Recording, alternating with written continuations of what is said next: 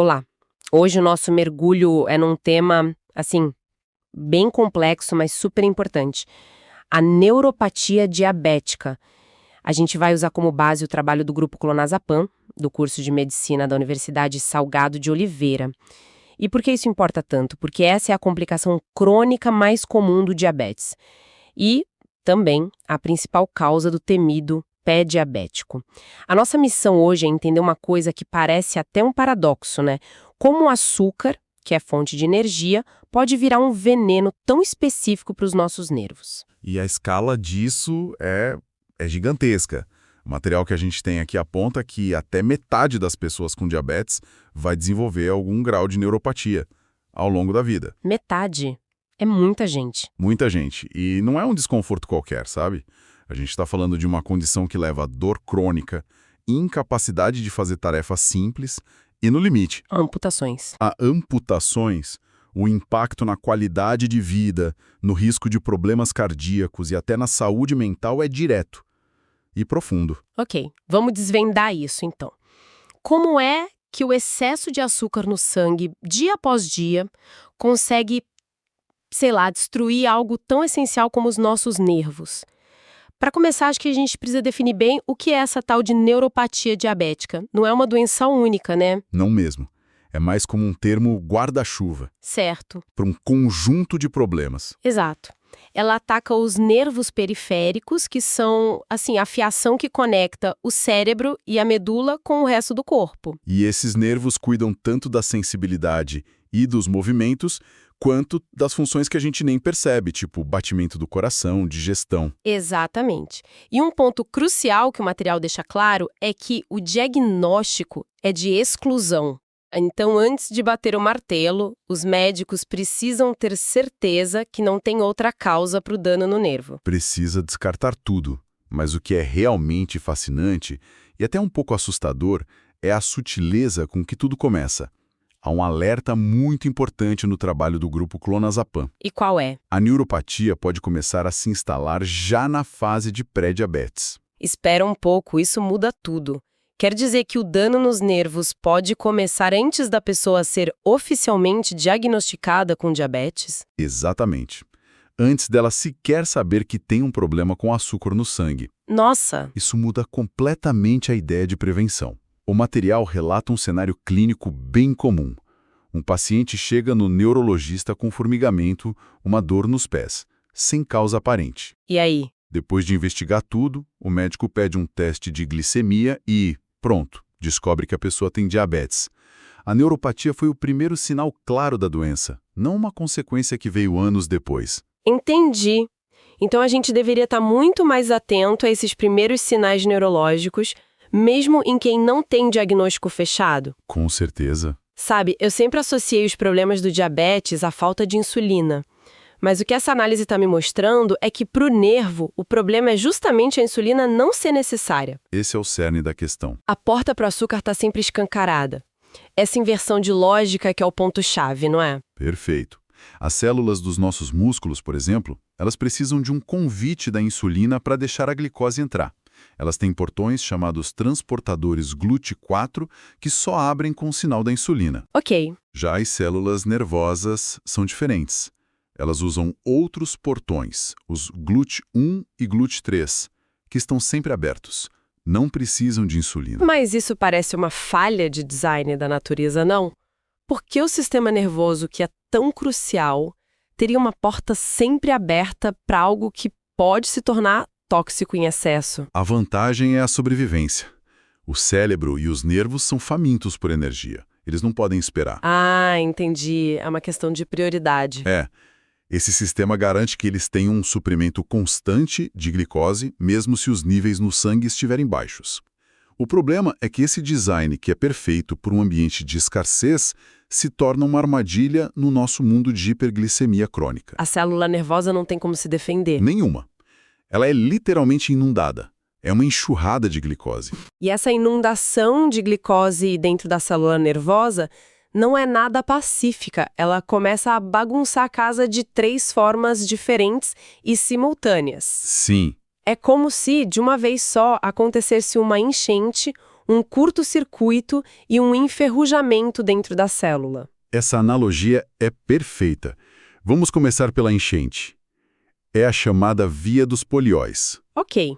Com tanta glicose sobrando lá dentro, a célula tenta se livrar dela e converte essa glicose em outras duas substâncias, sorbitol e frutose. E qual o problema disso? O problema é que essas novas moléculas são, digamos, pegajosas. Elas não conseguem sair da célula com facilidade. E pior, elas agem como ímãs para a água. Ah, então elas puxam água para dentro da célula nervosa. Exatamente. A célula começa a inchar como um balão cheio demais. Esse inchaço, esse estresse osmótico, já começa a danificar as estruturas internas. É um dano mecânico, então, por pressão. Puramente mecânico, uma questão de pressão interna. Ok, então a célula está inchada, quase explodindo. Mas o caos para por aí ou essa inundação de açúcar causa outros tipos de problema? O caos só está começando. Aí entra o curto-circuito, que é o dano oxidativo. Certo. Todo esse metabolismo de glicose descontrolado gera um subproduto tóxico, uma quantidade massiva de moléculas instáveis chamadas radicais livres. Pensa neles como faíscas elétricas descontroladas dentro da célula, atacando tudo que encontram pela frente. Ótima imagem. E quais são os alvos principais dessas faíscas? São as partes mais nobres da célula. Primeiro, as mitocôndrias. As nossas usinas de energia. Exato. Com as mitocôndrias danificadas, a produção de energia da célula nervosa despenca. Ela fica fraca, sem força para trabalhar. E o segundo alvo? O segundo alvo é ainda mais grave. O próprio DNA. O manual de instruções da célula. Isso me parece a coisa mais grave de todas. Esse dano no DNA é reversível? Ou, uma vez que o manual de instruções foi corrompido, já era para aquela célula? Olha, a célula tem mecanismos de reparo, mas quando o ataque é crônico, massivo, como na hiperglicemia, esses mecanismos ficam sobrecarregados. O dano vai se acumulando. Se acumula. Então, além de estar inchada, a célula agora está sem energia e com seu código genético sendo corrompido. E para piorar, temos o terceiro mecanismo. O enferrujamento. Exato. É a formação dos produtos finais de glicação avançada, ou AGS, na sigla em inglês. O que é isso de forma simples? De forma bem simples, a glicose em excesso começa a grudar em proteínas e gorduras. É uma reação química muito parecida com o processo de caramelização. Um caramelo tóxico. Pense nisso. Um caramelo tóxico que vai se acumulando e endurecendo tudo que toca. E o que esse caramelo endurece de mais importante para o nervo? Ele endurece as paredes dos minúsculos vasos sanguíneos, aqueles que são como canudinhos levando oxigênio e nutrientes para o nervo, a chamada vasa nervorum. E quando esses canudinhos endurecem, o fluxo de sangue diminui. Diminui drasticamente. O nervo começa a sufocar por falta de oxigênio e de nutrientes. Uau! Então, vamos juntar as peças. O nervo está inchado por causa da enchente da via dos polióis. Certo. Ao mesmo tempo, ele está sem energia e com o DNA danificado pelo curto-circuito dos radicais livres. Isso. E para completar, ele está sendo asfixiado porque os seus canudinhos de oxigênio estão endurecidos pelo enferrujamento dos AGS. Exatamente. É um ataque de dentro para fora e de fora para dentro. E o resultado final disso tudo? É a degeneração progressiva do nervo. Ele perde sua capa protetora, a bainha de mielina, um processo chamado de desmielinização. E sem essa capa protetora? Sem a capa, e com todo esse caos, ele perde a capacidade de conduzir os impulsos elétricos. Lentamente, a fibra nervosa morre. E essa morte dos nervos não fica restrita ao consultório do neurologista, certo? Os efeitos se espalham pelo corpo todo. Totalmente. Isso levanta uma questão crucial sobre a necessidade de uma abordagem multidisciplinar.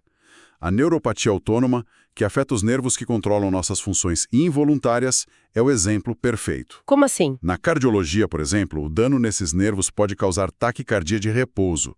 O coração fica acelerado mesmo com a pessoa sentada no sofá. Ou pode causar hipotensão ortostática. Aquela tontura forte quando a gente levanta rápido. Isso. Mas não é só uma tontura, entende? É uma queda brusca de pressão que pode levar a desmaios. Imagina um perigo disso para uma pessoa idosa. O risco de uma queda que resulta numa fratura de fêmur. Exato. É uma complicação neurológica que cria um problema ortopédico e cardiológico grave. E na gastroenterologia, o impacto também é enorme, com a tal da gastroparesia. A gastroparesia é devastadora. Ela cria um ciclo vicioso terrível. Como funciona esse ciclo? O nervo que controla o esvaziamento do estômago é danificado. Com isso, a digestão fica, extremamente lenta. A pessoa come, mas a comida fica parada no estômago por horas. E qual o problema disso para o controle do diabetes? Imagina a dificuldade. A pessoa injeta insulina na hora do almoço, esperando que a comida seja absorvida em 1 ou 2 horas. Mas o estômago só libera o alimento para o intestino 3, 4 horas depois. Nossa, o que acontece? Primeiro, a insulina age sem ter glicose para metabolizar. E isso causa uma hipoglicemia perigosa. E depois? Depois, quando a comida finalmente é absorvida, a insulina já perdeu o efeito. E a glicemia vai lá para cima, para as alturas. É um pesadelo para o controle. Torna quase impossível ajustar as doses de medicação. Desestabiliza completamente o tratamento. Completamente. Opa, calma aí. Foi muita informação e é tudo muito conectado. Vamos recapitular rapidinho. A neuropatia diabética é a complicação mais comum do diabetes. Certo. A raiz de tudo é o excesso de açúcar no sangue que invade as células nervosas porque elas têm uma porta de entrada sempre aberta sem precisar de insulina. Perfeito. E lá dentro, essa glicose toda causa um ataque triplo. A enchente com o inchaço celular. O curto-circuito com falta de energia e dano ao DNA. E o enferrujamento, que endurece os pequenos vasos e deixa o nervo sem oxigênio. Entendido o porquê do desastre bioquímico, o próximo passo lógico é entender como isso se parece no dia a dia. Como esse dano se manifesta no corpo. Exato. Agora que a gente construiu a base, o alicerce fisiopatológico, podemos explorar as diferentes síndromes clínicas. Entender por que alguns sentem queimação nos pés, enquanto outros perdem a sensibilidade ou desenvolvem problemas no coração, como a gente falou. É isso. Na nossa próxima análise, vamos mergulhar justamente nos diferentes tipos de neuropatia. Desde a clássica sensação de bota e luva nos pés e mãos, até esses comprometimentos mais complexos do sistema nervoso autônomo. Para fechar nossa conversa de hoje, fica uma reflexão. A dor é o sistema de alarme do nosso corpo. É o que nos faz tirar a mão do fogo. A gente ouve histórias clássicas nos hospitais. O paciente que pisa num prego, anda o dia inteiro e só percebe o problema à noite quando vê o sangue no chão, porque simplesmente não sentiu dor alguma.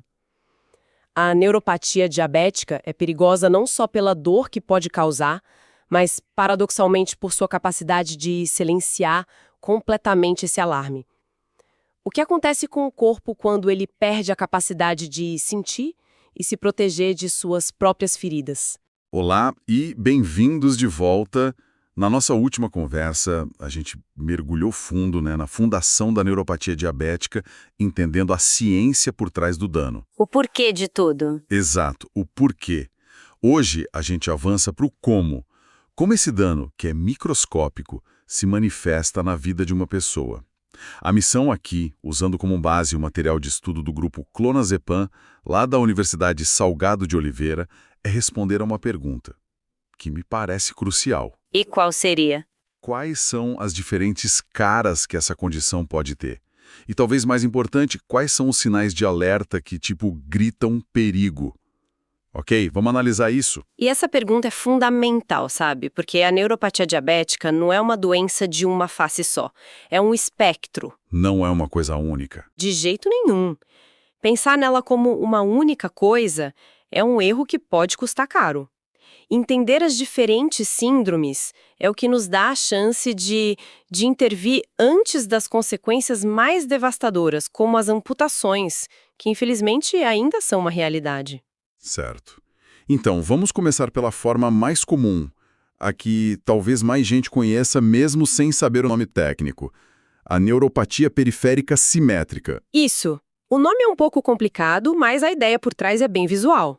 E como a gente visualiza isso? A melhor forma, sim, é pensar no padrão clássico em bota e luva. Bota e luva. Exato. Os sintomas começam lá na ponta dos nervos mais longos, ou seja, nos pés. Depois, com o tempo, podem ir subindo pelas pernas e também começar a aparecer nas mãos. É um processo lento, gradual e, por isso mesmo, sabe, traiçoeiro. E o que a pessoa sente exatamente? A gente sempre ouve falar de formigamento, mas imagino que vá além disso, né? Assim, vai muito além. O formigamento, a parestesia, geralmente é o primeiro sinal, mas isso pode evoluir para sensações bem mais incômodas. Tipo o quê? Muitos pacientes descrevem uma dor em queimação, como se os pés estivessem em brasa, sabe? Ou agulhadas constantes. E o mais perigoso de todos, que parece até um paradoxo, é a ausência de sensação, a dormência. É quando o pé começa a ficar anestesiado. Peraí. Isso é totalmente contraintuitivo. Como é que algo que parece um alívio, não sentir dor, pode ser o ponto de partida para uma complicação tão grave? É o paradoxo central do pé diabético. A dor é o alarme do nosso corpo, né? Sim, claro. É o que te faz tirar a mão do fogo, o que avisa que um sapato está apertado. Quando você perde essa sensibilidade protetora, você perde o alarme. O sistema de segurança desliga. Exatamente. O material de estudo que a gente está analisando traz um exemplo perfeito. O caso do João, um senhor de 62 anos. Ele sai para uma caminhada, sapato novo, uma bolha se forma e estoura na sola do pé. E ele não sente. Absolutamente nada. Ele continua o dia dele e só vai perceber o problema horas depois, quando tira a meia e vê uma mancha de sangue. Meu Deus, que coisa assustadora. Ele teve uma lesão e o corpo simplesmente não avisou. Exatamente. E aí começa o desastre.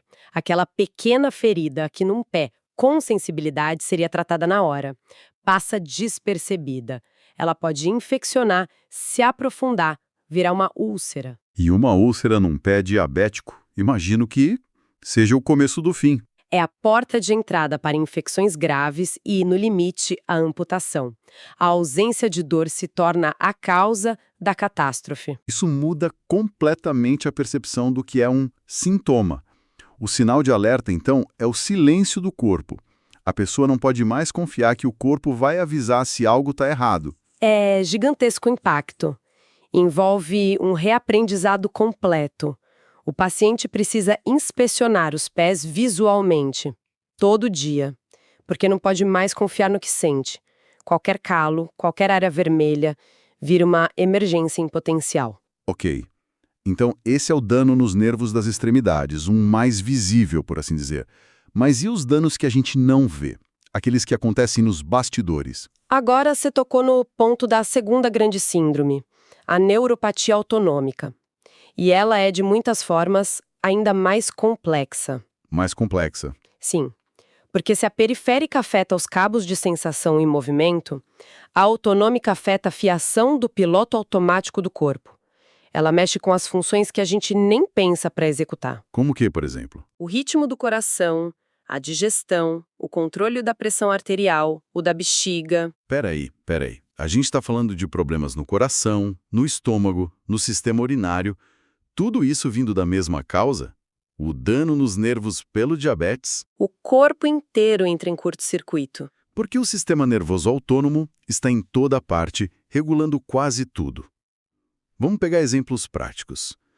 No sistema cardiovascular, pode causar uma aceleração do coração mesmo em repouso. E um sintoma muito comum é a hipotensão ortostática. Aquela tontura forte quando a gente levanta rápido, a sensação de que a pressão caiu. Essa mesmo. Só que aqui, ela se torna frequente e perigosa, aumentando o risco de quedas. Agora, se a gente for para o sistema gastrointestinal, a manifestação clássica é a gastroparesia. Gastroparesia. O nome já assusta. O nome significa paralisia do estômago. Ele não se esvazia no ritmo certo, fica lento. A pessoa come e se sente empachada por horas com náuseas. E isso nos leva a um ciclo vicioso terrível. Um ciclo vicioso, como assim?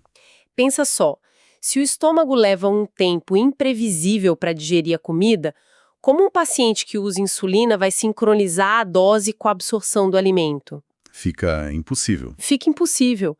A glicose no sangue vira uma montanha russa. Às vezes sobe demais, porque a comida finalmente foi absorvida, Outras vezes cai perigosamente porque a insulina agiu, mas a comida ainda está presa no estômago. Então, a gente está falando de um beco sem saída. A complicação da doença impede o tratamento da doença principal. Muda tudo. É um desafio clínico enorme. E o mau controle do diabetes piora a neuropatia. E a neuropatia, com a gastroparesia, sabota a tentativa de um bom controle. É um ciclo que se retroalimenta. Exato. E como o guia de estudo do grupo clonazepam ressalta, o impacto vai além, afetando o risco cardiovascular e a saúde mental da pessoa. E isso se estende também ao sistema geniturinário, causando disfunção erétil, bexiga neurogênica. Entendi. As duas primeiras formas são mais crônicas, graduais. Mas a análise que a gente tem também menciona outras duas que são bem mais dramáticas, agudas. Quase como um ataque. Sim, elas são bem diferentes. A primeira é a radiculoplexopatia, mais conhecida como amiotrofia diabética. O nome já é assustador. E o quadro também. Aqui, o problema não é na ponta dos nervos, mas perto da raiz, na coxa ou no quadril. O paciente desenvolve de forma súbita uma dor muito intensa, geralmente de um lado só. E depois da dor? Vem uma fraqueza progressiva e visível do músculo da coxa. Ele começa a atrofiar. Isso soa como algo que levaria qualquer um ao pronto-socorro, achando que é um problema de coluna, talvez? E frequentemente leva. É um quadro agudo, incapacitante. A outra forma aguda é a mononeuropatia. Mono de um só. Isso, é o ataque a um único nervo. Pode ser um nervo do pulso, causando fraqueza na mão, ou, de forma ainda mais dramática, um nervo craniano. O mais comum é o nervo oculomotor. O que controla o olho. Exato.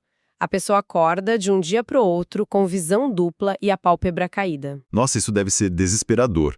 A pessoa deve pensar que está tendo um AVC na hora. É o primeiro pensamento. É um evento súbito e alarmante.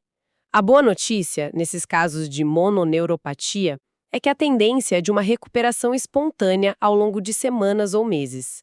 Mas o susto é enorme. Certo. Com tantos cenários de uma dormência gradual nos pés a uma paralisia súbita no olho, a questão prática é: o que a pessoa precisa vigiar? Quais são os sinais de que é hora de procurar ajuda imediatamente? Essa é a essência de identificar as red flags, os sinais de alerta. Podemos pensar neles como os sintomas que são um ponto de virada. O primeiro e mais importante é encontrar uma úlcera, uma ferida ou mesmo uma bolha no pé que não dói. Ok. Úlcera, indolor, bandeira vermelha número 1. Qual seria a próxima? Tontura frequente ao se levantar. Aquela hipotensão postural que mencionamos. Não é algo para ser ignorado como uma fraqueza. Pode ser a neuropatia autonômica já agindo. Muitas vezes é um dos primeiros sintomas. E, por fim, os sintomas de gastroparesia. Sentir-se sempre cheio e perceber que o controle da glicemia ficou completamente caótico. O interessante é que, ouvindo essa lista, cada sinal de alerta é um eco de uma das síndromes que a gente acabou de discutir. Perfeito. É exatamente isso. Cada red flag é a assinatura de um processo que já está em andamento. A úlcera indolor é a consequência visível da neuropatia periférica. A tontura é da autonômica cardíaca? E o controle glicêmico caótico é a marca da gastroparesia. Eles não são só sintomas, são indicadores de que a complicação já se instalou e está progredindo. Entendi. Então, o que tudo isso significa? Resumindo, a neuropatia diabética é um camaleão. Pode aparecer como uma dormência lenta nos pés, no padrão bota e luva, que anestesia o corpo para o perigo. Ou pode se manifestar de forma sistêmica, silenciosa, desregulando o piloto automático dos nossos órgãos. Exato. E o ponto de partida para o ciclo mais devastador, o do pé diabético, nasce justamente da forma mais comum, a perda da sensibilidade que leva a essas úlceras que não doem. Esse é o sinal mais urgente de todos, então. Um grito silencioso por atenção. Exatamente. Com essas manifestações todas bem claras, o próximo passo lógico é o que a gente faz com essa informação. Como um profissional confirma essas suspeitas e, mais importante, como se intervém. Esse é o gancho perfeito. Agora que a gente entendeu as caras da doença, precisamos falar sobre as ferramentas para desmascará-la. Diagnóstico e tratamento. Isso.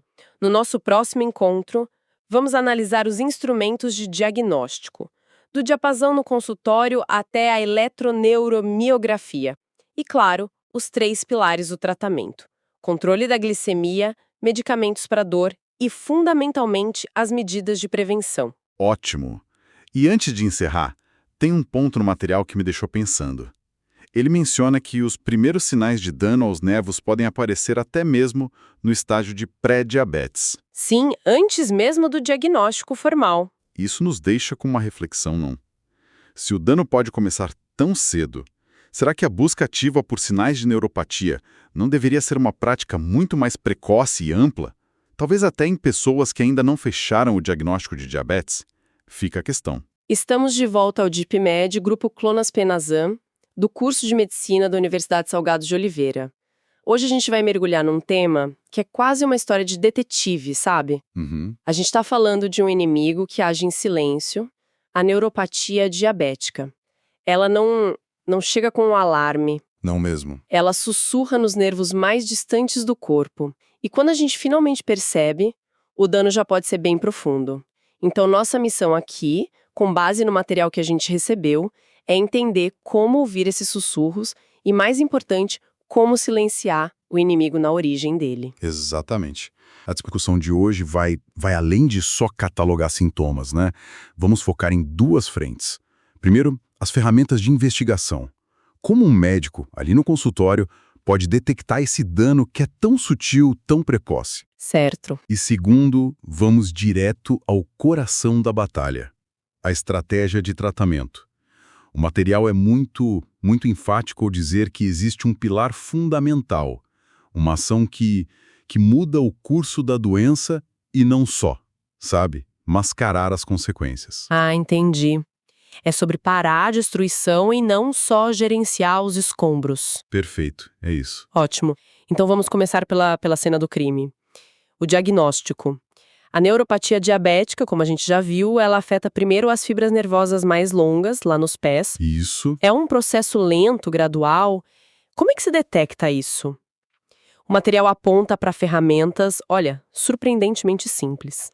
O teste com o diapasão e o teste de discriminação de 2 pontos de Weber. Sinceramente, um diapasão parece quase medieval. É. Como é que algo tão simples pode detectar um dano neurológico tão complexo? É uma ótima pergunta, porque a simplicidade aqui esconde uma elegância fisiológica, assim, incrível. Ambos os testes, o diapasão e o de Weber, eles estão avaliando a integridade da mesma superestrada de informação que sobe pela medula espinhal, as colunas dorsais. Ah, a mesma via. A mesma via. Ela é responsável por sensações refinadas, tipo o tato fino e a propriocepção, que é aquela noção de onde nosso corpo está no espaço, sabe? O truque é que, embora eles usem a mesma via, eles testam aspectos e fibras nervosas um pouquinho diferentes. E uma dessas fibras é a primeiríssima a pedir socorro no diabetes. A primeira a pedir socorro? Ok, vamos destrinchar isso. O material dá um destaque enorme para o diapasão de 128 Hz. Diz que ele é o teste mais sensível. Por quê? A fonte usa uma analogia que eu achei fantástica. A sensibilidade vibratória é como a bateria de um celular. É a primeira a falhar quando a energia do nervo começa a cair. Essa analogia é perfeita. É exatamente isso. O diapasão, ele testa a função de uns receptores específicos, os corpúsculos de Pacini e das fibras nervosas que servem eles, as fibras grossas e mielinizadas do tipo A-beta. A-beta. Isso. E essas fibras abertas são as divas do sistema nervoso periférico. Divas. Sim, elas são grandes, rápidas, super eficientes na transmissão de sinais, mas, por isso mesmo, são metabolicamente muito exigentes. Elas precisam de muita energia, de um ambiente estável. Entendi. Por isso, são as primeiras a sofrer quando o ambiente metabólico fica tóxico pelo excesso de glicose. São o canário na mina de carvão da neuropatia diabética. Que imagem boa! Então elas são mais sensíveis a essa poluição causada pelo açúcar. E como isso aparece no teste, na prática? É um achado clínico muito objetivo e, às vezes, até dramático, sabe? O examinador faz o diapasão vibrar e encosta numa proeminência óssea do paciente, tipo no dedão do pé. Aí o paciente é instruído a dizer quando a vibração para. Certo. O clássico, que o material descreve, é o paciente dizer parou, enquanto o examinador, que está segurando a base do mesmo diapasão, continua sentindo a vibração por mais 10, 15 segundos. Nossa, que genial! Então o médico tem uma prova física ali na mão dele de que a percepção do paciente está alterada. É quase um truque de mágica que revela uma verdade neurológica. Exato. Gente, não. Não é redundante, é complementar. Pensa assim, o diapasão é o alarme de incêndio. Ok. Ele te diz, muito cedo, que tem fogo na casa. O teste de Weber, que avalia a capacidade de distinguir dois estímulos próximos, ele mede o quanto do mobiliário já queimou. Ele avalia a resolução do toque, mediada por outras células, as células de Merkel. Esse teste quantifica a perda da sensibilidade protetora. Uma pessoa saudável consegue distinguir 2 pontos a poucos milímetros de distância na ponta do dedo. Alguém com neuropatia avançada pode sentir 2 pontos a 1 centímetro de distância, como se fosse um só. Quer dizer que a imagem tátil do mundo que a pessoa recebe fica em baixa resolução. Exatamente. E essa perda de resolução é o que a torna vulnerável a lesões que ela simplesmente não percebe. Exatamente isso. O diapasão te dá o diagnóstico precoce. O teste de Weber te ajuda a estimar o risco de complicações, como as úlceras nos pés. Entendi. Mas ok, esses testes são como a fumaça, indicando que há fogo. Para saber o tamanho do incêndio e o que exatamente está queimando. Sei lá, se é o fio elétrico ou o isolamento. Imagino que a gente precise de algo mais tecnológico, certo? É aí que entra a eletromiografia. Exatamente aí. A eletromiografia, ou EMG, não é um teste de triagem de consultório. É o laudo pericial. O laudo pericial, gostei. Ela responde a 3 perguntas cruciais com dados neurofisiológicos. Primeiro, o problema é mesmo no nervo periférico ou em outro lugar? Certo. Segundo, qual a natureza do dano? A gente está perdendo o fio de cobre, que é o axônio, ou o encapamento de plástico, a bainha de mielina, ou ambos. No diabetes, o dano é tipicamente axonal. E terceiro, qual a gravidade e a extensão da lesão? A EMG quantifica e classifica o dano que os testes clínicos suspeitaram. Certo. O cenário do diagnóstico está bem claro agora. Temos as ferramentas de triagem, simples, eficazes, e a confirmação tecnológica. Mas o diagnóstico é só um mapa do problema. Como a gente, de fato, combate o que está no mapa? E aqui o material é quase obsessivo com uma única ideia: controle glicêmico rigoroso. Sim. É descrito como a base fundamental, o pilar do tratamento. Por que essa insistência toda? Não é só mais uma recomendação de estilo de vida que se dá para qualquer paciente. Olha, o que é fascinante aqui, e que o material deixa muito claro, é que essa não é uma recomendação de bem-estar. É o único tratamento que de fato modifica a doença. Todo o resto que a gente vai falar é para gerenciar sintomas ou complicações. O controle glicêmico é a única estratégia que ataca a causa. A raiz do problema. A raiz. Ele desliga a fonte da toxicidade. Sem isso, a degeneração do nervo vai continuar. Não importa quantos analgésicos a pessoa tome. Ou seja, não adianta passar um pano no chão se o cano continua vazando. Perfeito. Mas qual é o mecanismo? Como exatamente o excesso de açúcar destrói o nervo? O material descreve um ciclo vicioso. Num ambiente com excesso de glicose, as células nervosas, que não precisam de insulina para absorver glicose, elas ficam inundadas. Para se livrar desse excesso, elas ativam uma rota metabólica alternativa, a via dos polióis. Via dos polióis. Isso. Pensa nessa via como um ladrão de recursos. Em vez de a energia ir para manter o nervo saudável, ela é desviada para processar o açúcar, criando subprodutos tóxicos como o sorbitol. e o sorbitol se acumula, incha e danifica a célula por dentro. Além disso, esse processo gera um estresse oxidativo massivo e forma os chamados produtos de glicação avançada, os AIGs. Que são basicamente proteínas caramelizadas que perdem a função. Exatamente. É um processo de autodestruição lento e contínuo. Que loucura! Então, o controle glicêmico rigoroso literalmente desliga essa fábrica de veneno interno. Isso. Entendi a lógica bioquímica, é poderosa. Mas isso parece muito mais fácil na teoria, né? Um controle glicêmico rigoroso é um esforço monumental para o paciente. Dieta, exercício, medicação, monitoramento constante. Com certeza. O material discute essa barreira entre a recomendação ideal e a realidade do dia a dia. Embora o foco do material seja a fisiopatologia e a terapêutica, essa é a questão de $1 milhão na prática clínica. A adesão é um desafio gigantesco. Imagino. Mas a lógica que as fontes apresentam é implacável. Não existe atalho. Normalizar a glicemia é a única forma de interromper a cascata de dano. Em casos iniciais, pode até haver alguma melhora dos sintomas, mas o principal objetivo, e isso é crucial, é retardar ou parar a progressão.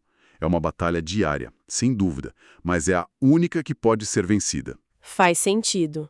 Parar a fábrica de danos é o objetivo a longo prazo. Mas e a pessoa que está com a casa pegando fogo agora? A dor neuropática pode ser insuportável, incapacitante. Sim. Como a gente lida com isso enquanto o controle glicêmico, que leva tempo, começa a fazer efeito? Aí a gente entra no tratamento sintomático. Para a dor, o arsenal principal tem 3 classes de medicamentos. É importante entender como eles funcionam. A gente tem os antidepressivos tricíclicos, como a amitriptilina, os inibidores da recaptação de serotonina e norepinefrina, os IRSNs, como a dulocetina, e os anticonvulsivantes, que também agem como neuromoduladores, como a gabapentina e a pregabalina. Certo. O ponto-chave é que, nenhum deles repara o nervo. Eles agem no sistema nervoso central, no cérebro e na medula, para modular e diminuir a percepção da dor. Eles mudam o volume do sinal de dor que o cérebro recebe. Então a gente está basicamente dizendo ao cérebro para ignorar ou abaixar o volume dos sinais de dor que vem do nervo danificado. Exato. E isso me leva a uma ideia que parece um paradoxo terrível. Algo que o material aponta como a complicação mais temida, o pé diabético. O problema aqui não é a dor, mas a falta dela, certo? É exatamente este o paradoxo trágico. A dor, esse sintoma que a gente passa a vida tentando evitar, é um dos nossos mecanismos de proteção mais vitais. Com certeza. E a cascata do pé diabético começa justamente quando esse alarme é desligado. A neuropatia periférica simétrica leva à perda da sensibilidade protetora. Sem a dor para avisar, pequenos traumas passam despercebidos. Uma pedra no sapato, um calçado apertado, um calo.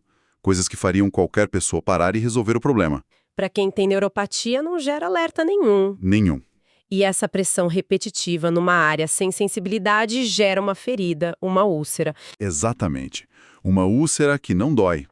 E, para piorar, o diabetes frequentemente causa má circulação, o que dificulta enormemente a cicatrização. Nossa, é uma combinação terrível. É.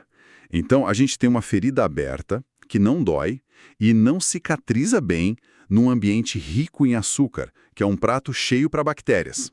Essa úlcera se torna uma porta de entrada para infecções graves que podem atingir o osso, causando uma osteomielite e, no fim da linha, levar à amputação. É aterrorizante. O sistema de alarme natural do corpo é desativado, e isso reforça a importância das medidas preventivas que o material cita, como a inspeção diária dos pés com espelho, o uso de calçados adequados, nunca andar descalço. Sem dúvida. E também deixa clara a necessidade de uma abordagem com vários especialistas, não é? Com certeza. O pé diabético é o exemplo perfeito da necessidade de um time multidisciplinar. A neurologia diagnostica a perda sensorial, a ortopedia lida com as deformidades e as úlceras de pressão, a cirurgia vascular entra para avaliar e tratar a circulação, a infectologia guia o tratamento das infecções. E a cardiologia também. Muitas vezes a cardiologia também está envolvida, porque a neuropatia autonômica pode aumentar o risco cardiovascular. É uma teia complexa que mostra como um problema num nervo pode ter consequências sistêmicas devastadoras. Uau! Foi uma análise densa. Então, se a gente for destilar tudo isso, quais são as 2 ou 3 ideias que absolutamente precisam ficar gravadas sobre o diagnóstico e tratamento da neuropatia diabética? Se fôssemos resumir, eu diria 3 pontos. Primeiro, no diagnóstico, a simplicidade vence. O teste com diapasão de 128 Hz é uma ferramenta de triagem barata, simples e extremamente poderosa para detecção precoce, porque ele testa justamente as fibras nervosas mais vulneráveis. Certo. Segundo, no tratamento existe um pilar inegociável, que é o controle glicêmico rigoroso. É a única estratégia que ataca a causa e freia a progressão da doença. Todo o resto é complementar e essencial, mas não substitui a fundação. E o terceiro ponto? O terceiro é o paradoxo que a gente discutiu. A ausência de um sintoma, a dor, não é sinal de cura. Mas sim o gatilho para a complicação mais devastadora. Exato, a amputação. A perda do mecanismo de defesa da dor é o sinal de alerta mais perigoso de todos. Com essa compreensão do dano, das síndromes e do tratamento, a gente encerra a nossa temporada com uma síntese desse ciclo e a conexão entre a perda da sensibilidade e as complicações mais graves. E isso nos deixa com um pensamento final para reflexão, né? Qual seria? O material nos mostra, de forma muito clara, que o silêncio de um sintoma pode ser mais perigoso que o seu grito. A ausência de dor, nesse contexto, não é um alívio, é o prenúncio da catástrofe. E isso nos força a pensar. Em que outras áreas da vida, talvez em projetos, relacionamentos ou na nossa própria saúde mental, existem problemas que a gente considera resolvidos simplesmente porque pararam de doer, quando, na verdade, esse silêncio pode estar apenas precedendo uma complicação muito maior. Olá e bem-vindos! Olá! Chegamos ao final da nossa jornada sobre neuropatia diabética. A gente está se baseando naquele material excelente do grupo Clonazepam, da Universidade Salgado de Oliveira. Nos últimos encontros, a gente investigou a fundo como é que o excesso de glicose vai danificando os nervos. Sim, e vimos as várias formas clínicas, né? As síndromes. Exato. E hoje é o dia da grande síntese.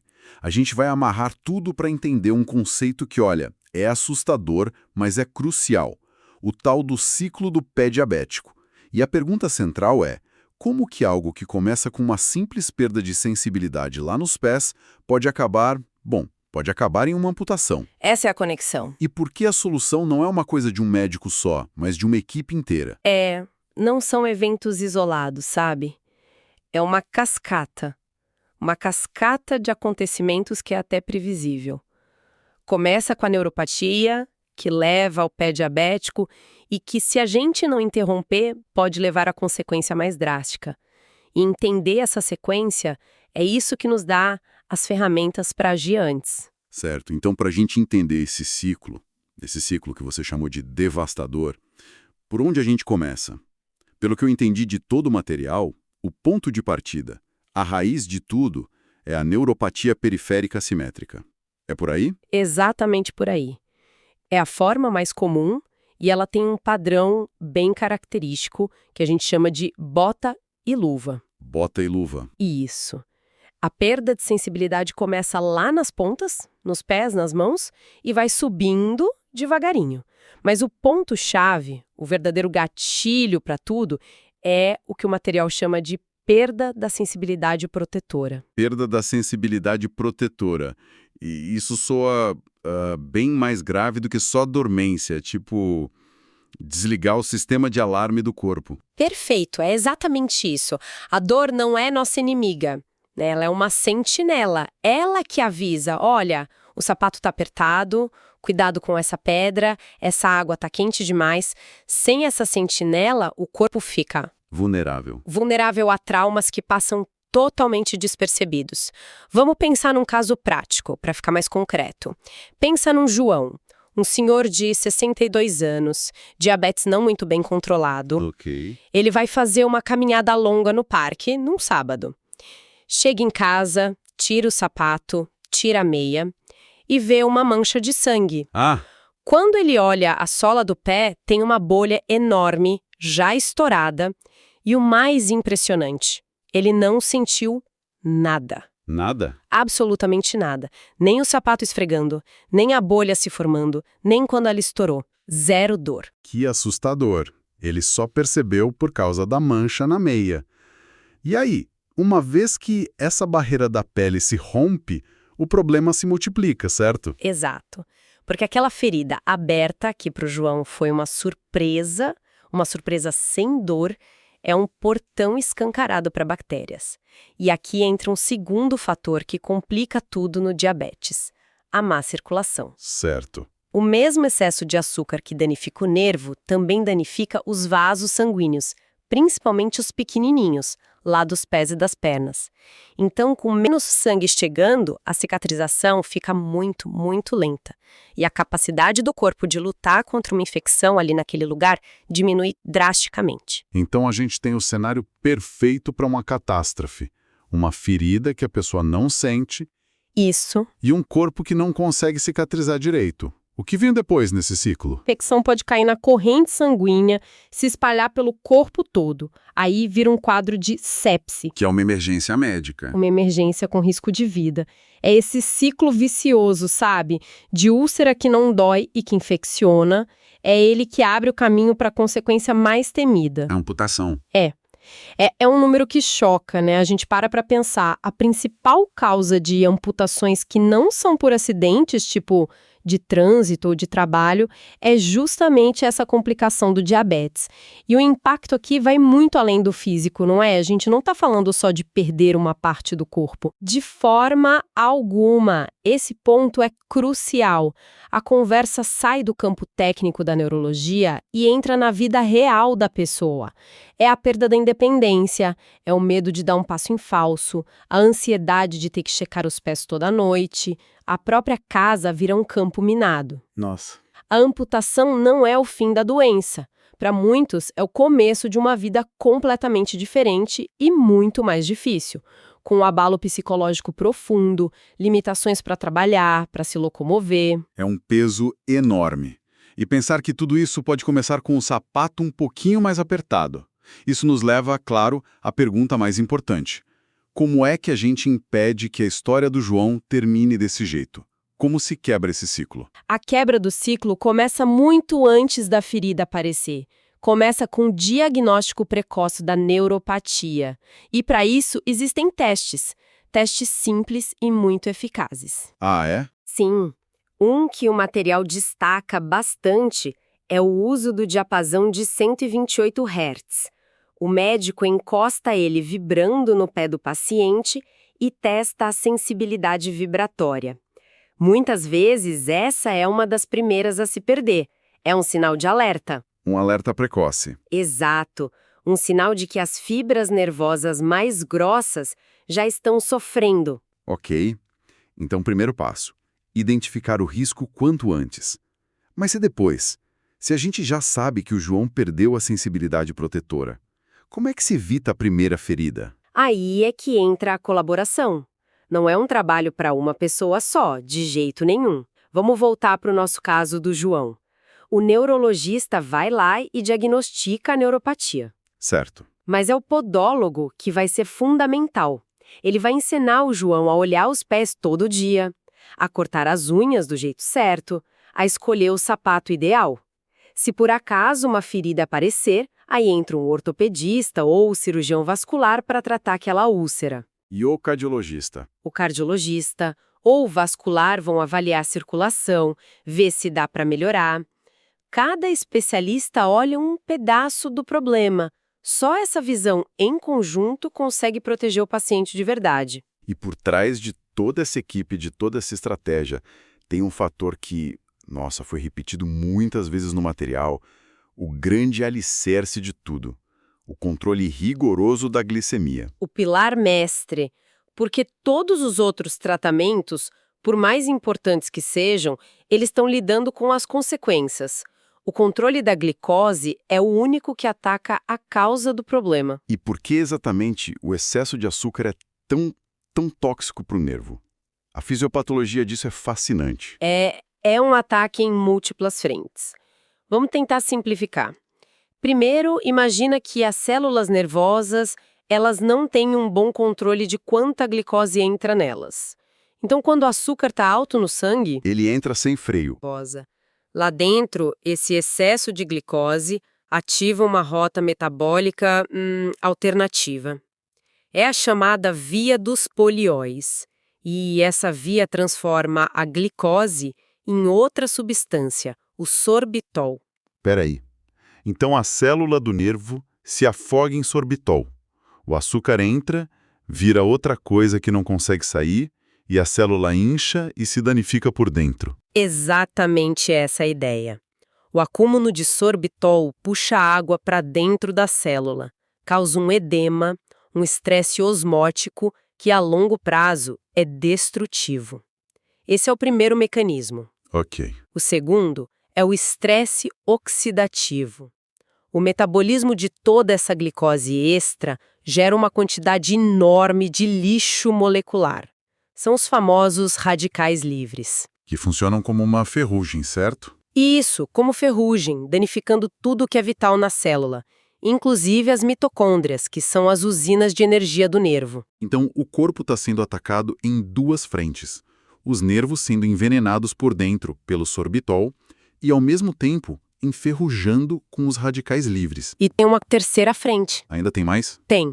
O excesso de glicose no sangue também meio que carameliza. Ele gruda em proteínas por todo o corpo. Esse processo forma os chamados AGS, ou produtos de glicação avançada. AGS. E esses AGS são pró-inflamatórios e danificam principalmente os vasinhos de sangue que nutrem os nervos. Então, além de ser envenenado e enferrujado por dentro, o nervo também começa a passar fome, porque o suprimento de sangue e oxigênio dele é cortado. É uma tempestade perfeita em nível microscópico. Exato. Entendi. Sem controlar a glicose, é como tentar secar o chão com a torneira aberta. Qualquer tratamento para dor, para ferida, vai ser sempre paliativo, porque a destruição do nervo continua ali, sem parar. Precisamente. Por isso, a conclusão do material do grupo clonazepam é tão clara. O enfrentamento da neuropatia diabética se baseia em 3 pilares: diagnóstico precoce, para saber quem está em risco, uma abordagem multidisciplinar, para proteger o paciente de todos os ângulos e, claro, a manutenção da qualidade de vida. E tudo isso sustentado pela viga mestra do controle glicêmico. Sempre. Então, quando a gente junta tudo, o paradoxo que aparece é impressionante. A maior ameaça ao pé de uma pessoa com diabetes não é um grande acidente, um corte, uma pancada. Não. É a ausência de dor. O sistema de alarme do corpo, que evoluiu para nos proteger, vira o ponto cego que permite essa catástrofe silenciosa. A mensagem é que esse final trágico, a amputação, não é uma certeza, mas sim um desfecho que, na maioria das vezes, pode ser evitado com conhecimento e ação. E essa é a importância prática de dominar esses conceitos. Para o profissional de saúde, entender essa jornada, desde a bioquímica do sorbitol até a úlcera que não dói no pé do João, é o que permite intervir na hora certa. Não é só tratar uma complicação, é prever e prevenir uma cascata inteira de eventos. É mudar a trajetória da doença e a vida do paciente.